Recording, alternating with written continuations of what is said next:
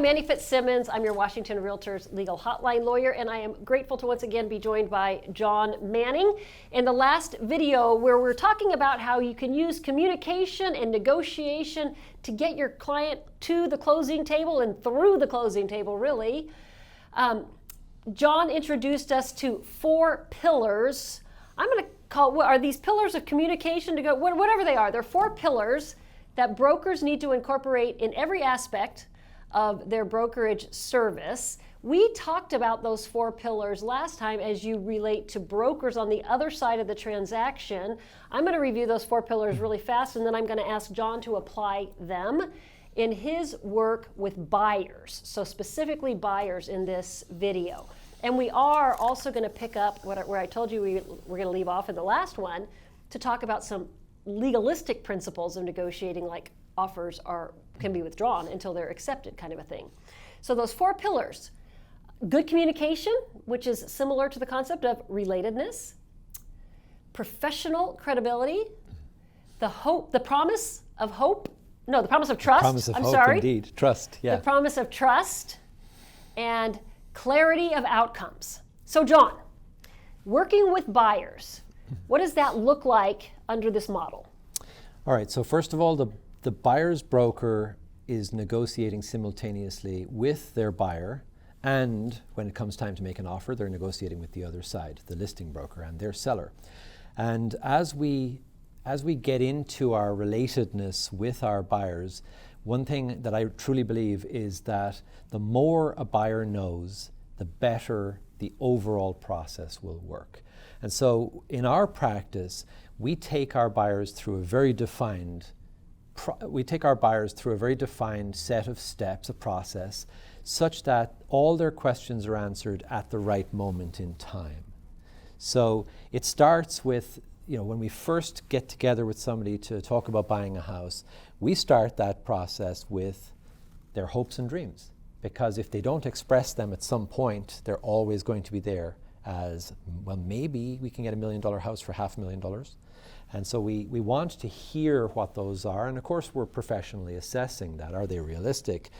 Is it likely that they can achieve what they're expressing, etc.? But it gives us not only the basis to understand this buyer, but it also gives us the basis then to show them that we're listening and can then act on those hopes and dreams in some way. Okay, so when I was starting to have a silly reaction as you were saying this, I was thinking to myself, oh yeah, we're going to ask them what their hopes and dreams are up front so we can dash them early. I don't think that's what you meant. Then you went on to clarify so that we can, help them align what their hopes and dreams are with the reality of the marketplace and get them well educated enough to be able to to grasp, to get as close to their, where do we go from there? Yeah, so I'd like to joke that I'll then send them off to the lender to have their dreams and hopes dashed, right? But that's not truly what happens. When you're in a relationship of trust, the last thing on earth you want is somebody telling you that something is not possible. It causes a resistance in us. That's a fundamental of communication and negotiation at large. But by hearing the hopes and dreams and then subsequently showing them, not telling them, just showing them what is the reality of the market, they'll draw their own conclusions, and they will themselves, in 99% of cases, realign their hopes and dreams. And sometimes they'll come back and they'll say, oh my gosh, I hope you didn't take notes on what we said in our first meeting, because we now realize, we thought we were buying a castle in Ballard and we're actually buying a Cape Cod in Greenwood, or whatever. And people are, they don't want to be told what to do. They just want to be shown. And I think that's fundamental. So I want to pick up on that. You said we're going to show them. How do you, with comps, with closed transactions? What do you? Yeah, how do you show them? I'm a big believer in the very first homes that I will send a buyer will always be the most recently sold homes that they could have, that they would have considered in alignment with their hopes and dreams. So I don't even put a price tag on it. I'll just send them, oh, you said you wanted a 4-bedroom, brand new construction in, I live in the Ballard neighborhood of Seattle, so I'll say Ballard. And okay, you want a 4-bedroom home in Ballard, brand new construction. There's one that just sold last week. They're perfectly capable of looking at the price tag line in the listing. I don't have to drill it home to say, you can't do this. Okay. And they will align. They will, they'll get it. Okay, so through that good communication tool, you're hearing what they want, you're communicating back to them the reality of that. Yes. You're also establishing that professional credibility in that system. Yeah. Okay, what do you do next in this dry run? Well, you're anticipating what's going to come after that disappointment, right? For a while, every single, in our home market, every single buyer wanted a home in Ballard. Just, I'm picking on my own home neighborhood here, but, and then they would come into that neighborhood, realize they couldn't afford it, and then ultimately they would discover a fantastic home in another neighborhood that was wonderful. So, that's a repeatable thing. So rather than letting every single buyer go through that process, in the same 3-week period of time, we would condense that disappointment down into a very fact-based conversation where they are drawing their own conclusions. Okay, so you help them. You don't just feed them the information. No, you can't afford that. No, you're going to be disappointed. Yeah. But you give them enough education and information that they bring themselves to that conclusion. Yes. So you're not the bearer of bad news. Yes. But you're an educator. Yes. You're lifting them up in that process. Yes. So they can discover for themselves.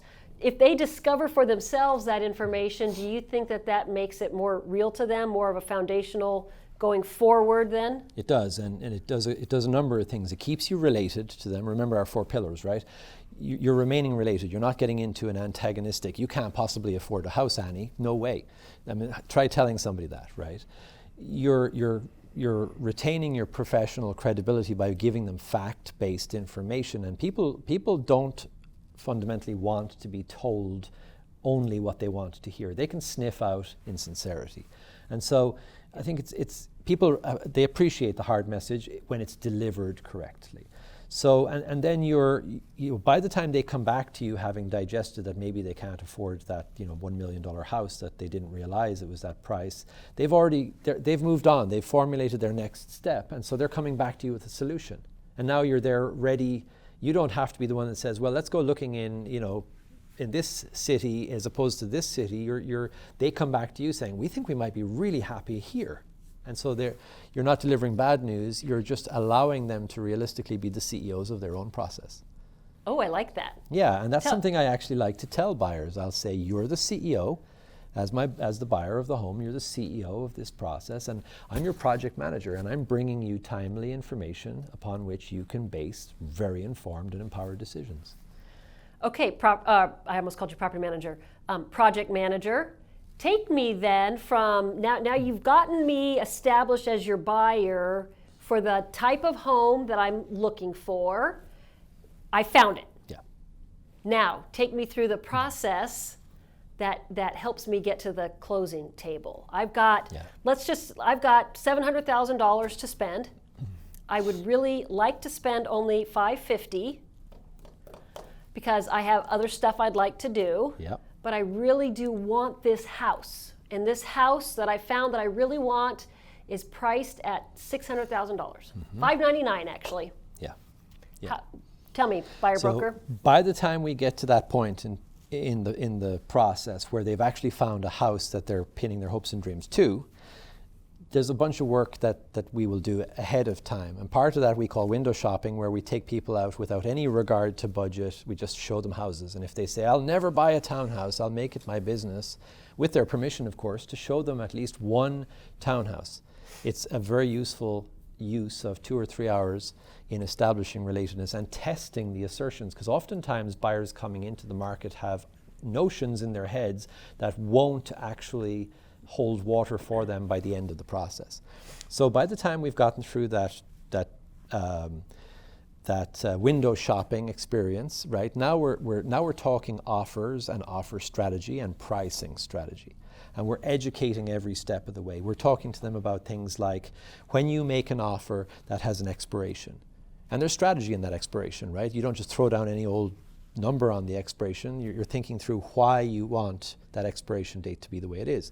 You're also talking your buyer Okay, so wait a minute, John, before you leave that, we don't have all the time in the world in this video, but I want to run down at least a couple of these rabbit trails with you. So I'm having that, I'm your buyer, and you're having that conversation with me, and we look at this house that I want to buy, and it's Monday, and the listing printout says that there's an offer review date of Thursday at 5 p.m. Yeah. And so I suppose I could say any number of things and be a realistic buyer. But let's say I'm that buyer who says, no, I want them to view my offer soon. I want to make this offer expire tonight at 5 p.m. Right. Does that buyer exist? Oh yes, absolutely. And the idea is that when that buyer says something like that they know what they're talking about, because you have created their ability to maneuver through those terms. Because people are smart and they want to make their own decisions. So the hardest thing in the world is to tell somebody, I'm going to make all the decisions for you and you are going to listen to what I say and then you're going to do it. It's far easier for you to educate them and say, well, this is how an expiration date works. This is how an offer and counter offer works, right? And you can't just go back in time after you have, you make a counter, you don't get to go back later and say, oh, I think I'll take the offer that I countered. I can do that, right? You want them to know up front that they can't make up the rules in the middle of the process. So I just want to highlight a couple of these points that you just made, because these are negotiation basics from a lawyer's perspective versus a negotiator's perspective, and I just want to highlight them because John just went over them as something that he covers with the buyer, but brokers, I want to make sure that you understand what he just said, because your buyer's not going to understand it unless you understand it. And one of the things that John just said is that when an offer expires, it can't be accepted. So if the buyer gets to make all the decisions, and this buyer in this case says, I want a 5 p.m. expiration on the day that I make the offer, John might have done enough background work with this listing broker and the seller to know maybe the seller is elderly and the listing broker is going to have to make a face-to-face presentation and they live in the next town over or something like that. Yeah.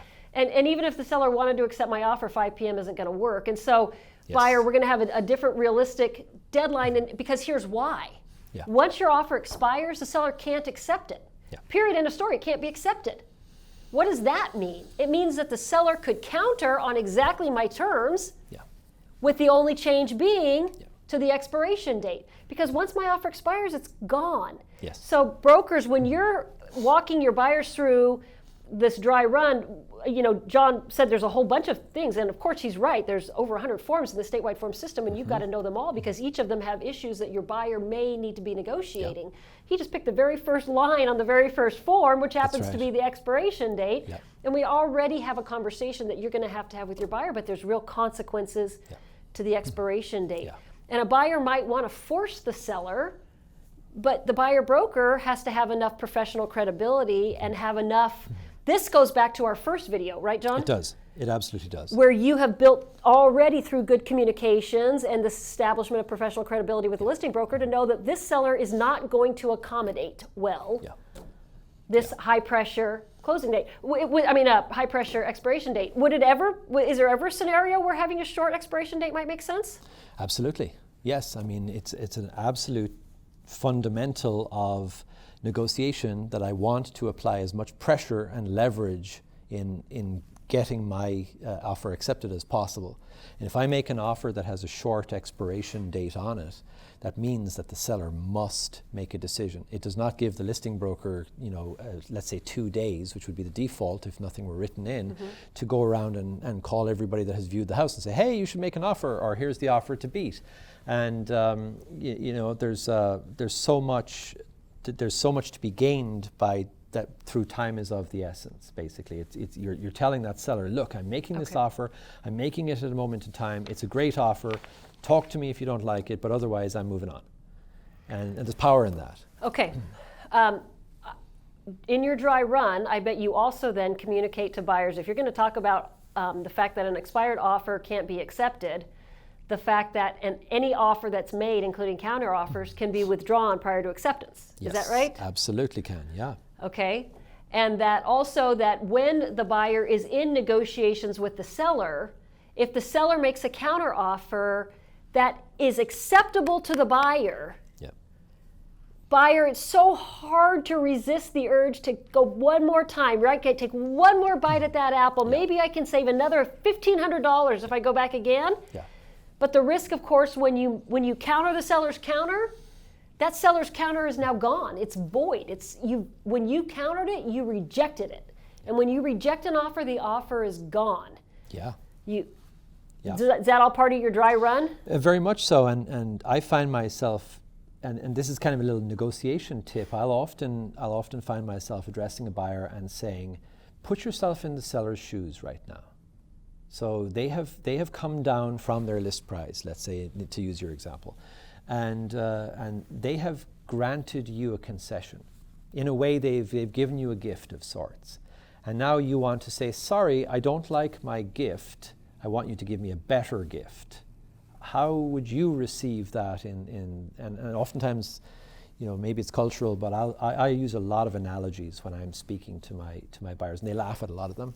And just a personal thing. Everyone has their own way of doing things, of course, but it's very, very important to have somebody step out of their track, because I heard somebody describe one time, if you were looking at a huge ship coming right at you, you see this rather narrow thing coming at you, but if you took one step to the left or the right, you'd see the enormity of this, tanker bearing down on you. And so changing your perspective and changing the buyer's perspective so that they can see something else other than their very single-minded, narrowed down focus in that moment of stress is really important, I think.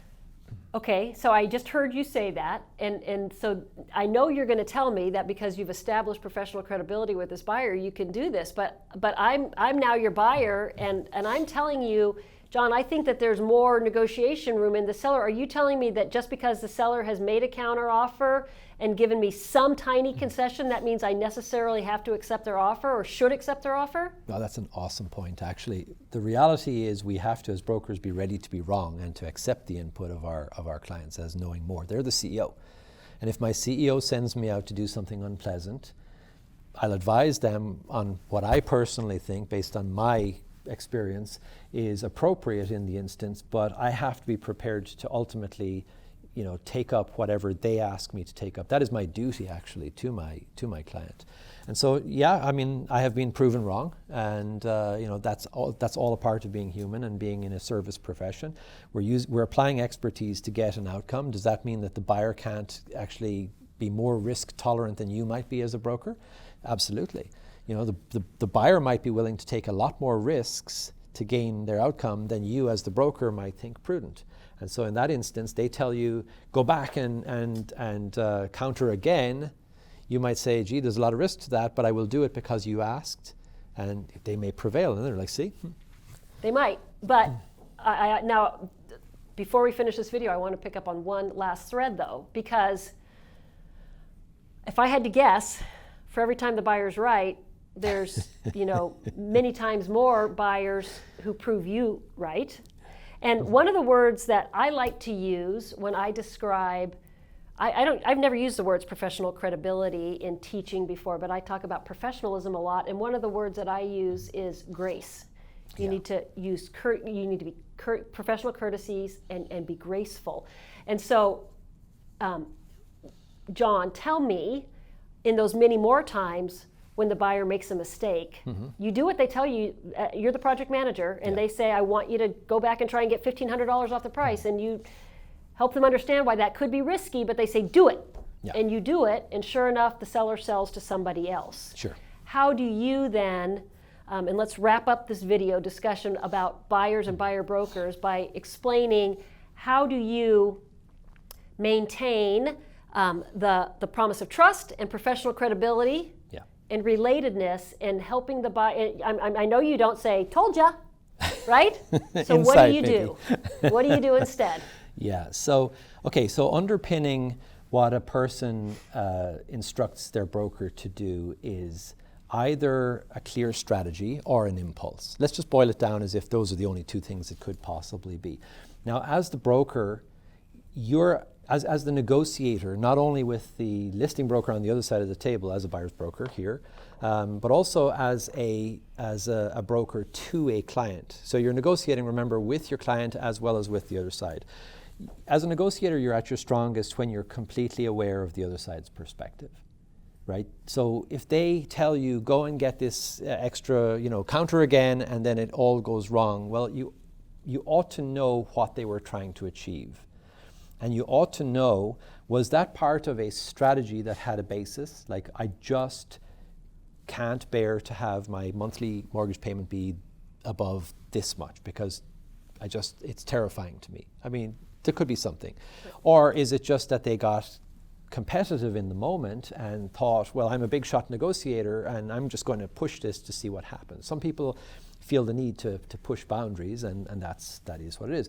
But pushing boundaries like that, if it's not rooted in a strategy, is basically an impulsive, I'll call that an impulsive behavior. So you're going to constantly bring the buyer back to the clarity of outcome. To the strategy, to the clarity of outcome. Here's what we are here for. We're here to buy a house within this budget, in this time frame, with this many bedrooms and bathrooms in this neighborhood. All right. And anything else then is not in line with that strategy.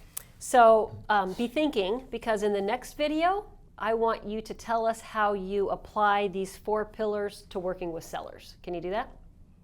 I'll do my best. All right. Between now and then, if you have questions on this video or anything else, please send an email to me, legalhotline@warealtor.org. Thank you for being a Washington REALTORS member.